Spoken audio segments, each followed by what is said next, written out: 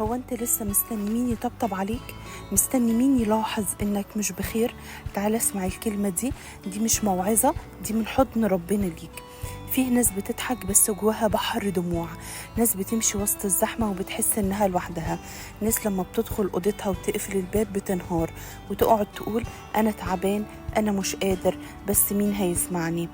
عارف يا صديقي، فيه قلوب تعبانة من كتر التمثيل، تمثل إنها قوية وهي ضعيفة جدا، تمثل إنها كويسة وهي مكسورة من جواها، تمثل إنها فاضية بس في الحقيقة شايلة فوق طاقتها بكتير جدا. وأصعب من الوجع إنك تحس إنك لوحدك فيه، وتتمنى حد يحس، تتمنى حد يسأل، تتمنى بس لمسة طبطبة، بس تلاقي كل الناس مشغولة أو حتى مش فاهمة. بس تعالى أقولك على الحقيقة اللي بتتنسي وقت الألم. يسوع عمره ما غفل عن دمعتك، ولا تجاهل وجعك، ولا بعد عنك ساعة ما احتجته. حتى لو انت معرفتش تصلي هو بيفهم دمعتك، حتى لو صوتك ما طلعش هو سامع صمتك، حتى لو قلبك بيتكسر هو واقف جنبك حرفيا. الكتاب بيقول قريب هو الرب من المنكسر القلوب ويخلص المنسحق الروح. شايف الوصف؟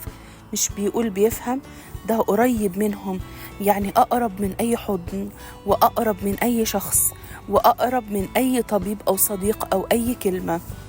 هو ربنا وبيحبك جدا ومش هيسيبك مكسور. هنا بنحفر جوه القلب أكتر ونكشف مشاعر الناس اللي مش بتتحكي، وبنكمل بحالة الانكسار قدام ربنا. فيه ناس ماشية وسط الناس بس جواها أنا تعبان ومحدش واخد باله، وكل يوم بتقول أنا كويس، بس بينك وبين نفسك بتنهار. بترد على رسائل وبتضحك في الصور، بس في الحقيقة انت محتاج حضن مش لايك. يا صاحبي، أكتر لحظة محتاج فيها ربنا مش لما تبقى واقف بتصلي، دي اللحظة اللي بتكون نايم فيها ومبلول دموعك بمخدتك وساكت ومش عارف تقول ولا كلمة، ولكن قلبك بينادي ويسوع سمعك حتى من غير صوت. ده مش إله بعيد ولا متفرج عليك، ده إله واقف على باب قلبك ومستني بس تفتح ليه. عارف ليه بيستناك؟ مش علشان تحكي له اللي حصل، هو عارف كل حاجة، بس علشان يريحك من كل تعبك. وبيقولك تعالوا إلي يا جميع المتعبين والثقيلي الأحمال وأنا أريحكم. مش بيقول أنا هحل مشاكلك فورا، ولكن بيقول أنا هريح قلبك حتى ولو الدنيا مش واضحة. في فرق كبير بين إنك تعرف ربنا وإنك تسند عليه وإنت مكسور، وتعرف إمتى ربنا بيبقى واضح في حياتك، مش في وقت النجاح ولكن في وقت الانكسار، في لحظة الانهيار، لما الكل يبعد هو بس اللي بيقرب. لما تقول أنا مش قادر أكمل وتلاقي في عمق روحك صوت بيهمس أنا معاك، أنا اللي هشيلك ومش هسيبك. يمكن الكلمة دي تكون بسيطة، بس جرب تقولها النهاردة. يا رب أنا محتاجك، خد كل تعبي بين إيديك. مفيش راحة حقيقية بعيد عن ربنا، ولا في حضن أحن من حضنه، ولا فيه طبطبة أنعم من صوته. النهاردة مش لازم تبقى بطل، مش لازم تضحك غصب ولا تتمالك نفسك. خليك زي ما انت وافتح قلبك وسيبه يدخل نور المسيح. يا رب أنا تعبت من الكتم، وتعبت من المجاملة، تعبت من إني أقول أنا كويس، أنا مش كده. أنا جاي لك بكل كسري، بكل خيبتي، بكل دمعة معرفتش أقولها لحد. أنا جاي علشان أرتاح مش أشرح. يا رب ادخل جوه الوجع اللي ساكن فيا، واغمرني بحضنك، واغسل قلبي من الخوف، واديني سلام مش بيفهمه حد بس قلبي يحسه. أنا مش لوحدي، أنا معايا يسوع، وده كفاية بل أكتر من الكفاية.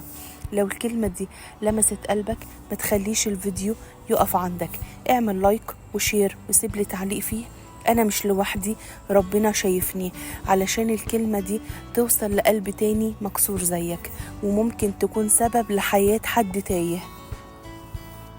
فيه لحظات كده في حياتنا بنحس إن الدنيا كلها سكتت، لا صوت بيريح ولا حضن بيدفي ولا كلمة بتطمن القلب الموجوع. بس في النص ده، وسط السكون والبرود والخوف، ربنا بيجي، مش بعيد ومش بوعظة، بيجي شخصيا ويهمس في قلبك. أنا جيت مخصوص علشانك، وجيت في الوقت اللي الكل مشي فيه. عارف ليه؟ علشان لما الكل يغيب هو يجي، وتعرف قيمته وتتأكد إنك مش محتاج الناس، إنت محتاج ربنا شخصيا. ولما تلاقيه مش هتطلب تاني، وهيكفيك حضنه، وهيشبعك كلامه، وهيعوضك عن كل السنين اللي فاتت.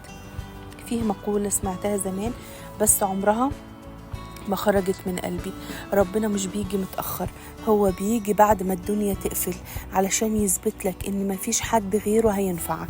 ولما تيأس ودموعك تغلبك، افتح مزامير داود وشوف الكلمات اللي كتبها وهو مكوي من الحياة. صرخت إليك يا رب وقلت: أنت ملجئي، نصيبي في أرض الأحياء. اصغي إلى صراخي فإني قد تذللت جدا. ما قالش أنا جامد وهعدي، قال أنا تذللت جدا. يعني اعترف قدام ربنا: أنا مش قدها، أنا مش قادر، أنا ضعيف، بس أنت يا رب قوتي وسندي. واللي حصل ربنا شاله ورجعه يرنم بعد ما كان بيبكي. أنا مش جاية أقول إن الحياة هتتظبط في يوم وليلة، ولكن جاية أقولك لو ربنا دخل حياتك بجد قلبك هيتغير، حتى ولو الظروف لسه زي ما هي. ممكن المشكلة ما تتحلش، ولكن جواك يبقى فيه سلام، سلام غريب، سلام مش منطقي، سلام ما فيهوش توتر، سلام بيقولك أنا عارف إن فيه إله شايفني فأنا مطمن. مش دي الراحة اللي بندور عليها كلنا؟ مش ده الحضن اللي نفسنا نلاقيه؟ الحضن ده مش من بشر ولا في الدنيا، الحضن ده في يسوع وبس. تعالى النهاردة قوله بكل اللي وجعك، واحكي له عن كل خيباتك في الحياة، واحكي له عن كل دموعك اللي نزلت ومحدش حس بيها أبدا. تعالى زي ما انت، ما ترتبش أي كلام، ما ترتبش أي جمل، هو عارف وحاسس وفاهم. وما ترتبش نفسك، ربنا مش طالب منك إنك تكون كامل، هو عارفك وعارف كل أحاسيسك وعارف كل اللي مريت بيه. هو طالبك تكون صادق، هو عارف انت حاسس بإيه وحاسس بوجعك وحاسس بألمك. اقعد لوحدك وقوله: يا رب أنا جايلك مش علشان حاجة، أنا جايلك علشان أنا محتاجك. خد قلبي بين إيديك وابني فيا من جديد، وطبطب عليا يا يسوع، انت الوحيد اللي مفيش غيرك فهمني. ولو الكلمة دي لمست قلبك اعمل لايك واعمل شير لأي حد قلبه موجوع، واكتب لي في كومنت: أنا مش هسكت تاني، ربنا شايفني وربنا طبطب عليا، علشان الكلمة دي توصل لكل قلب مكسور ومخنوق ومش لاقي حضن. سلام المسيح معايا ومعاكم، وربنا يلمس قلوبنا جميعا.